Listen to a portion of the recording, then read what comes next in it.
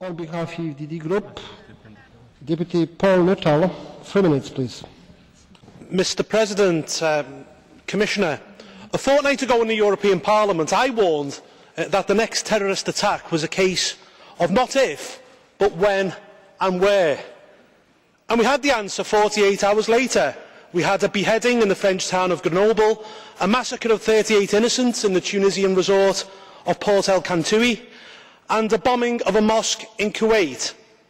And what did all of these attacks have in common? Now, some may find what I am about to say to be unpalatable. Some may find it politically incorrect. But the simple fact is, the one thing they all had in common was they were done in the name of Islam.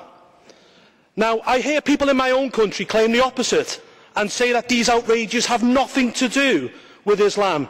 But this is not only ludicrous, it is also extremely dangerous. These terrorists commit these atrocities and quote the text from the Holy Book of Islam, so to suggest that these attacks have nothing to do with Islam is akin to suggesting that the Inquisition had nothing to do with the Catholic Church. Indeed, if we are to deal with radical Islamism, then we must at least have the courage to name its source. And it is not just poverty and poor education. It is a literal and backward interpretation of the Quran. But not only do us in the West turn another cheek to extremism, we actively encourage it. We turn a blind eye to misogyny, homophobia, limb amputation and the funding of extremism in return for arms deals and oil.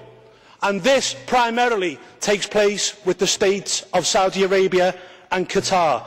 We must make a stand on moral grounds and say enough is enough, because if we don't, I fear that there will be a clash of civilisations at some point in this century. And this clash will not be fought in the deserts of the Middle East. They could well be fought on the streets, in the cities and the towns of Europe.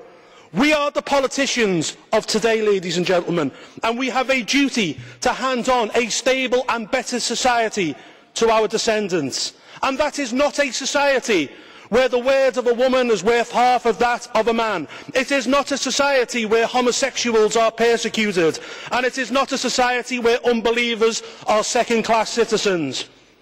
Christians and moderate Muslims alike, if we do not take a stand, history will look upon us as the generation that surrendered our hard-fought liberal Western democracy in favour of something darker, something more intolerant and something wholly illiberal. Burying our heads in the sands, ladies and gentlemen, is no longer an option. We must act. We owe it to our children. Thank you.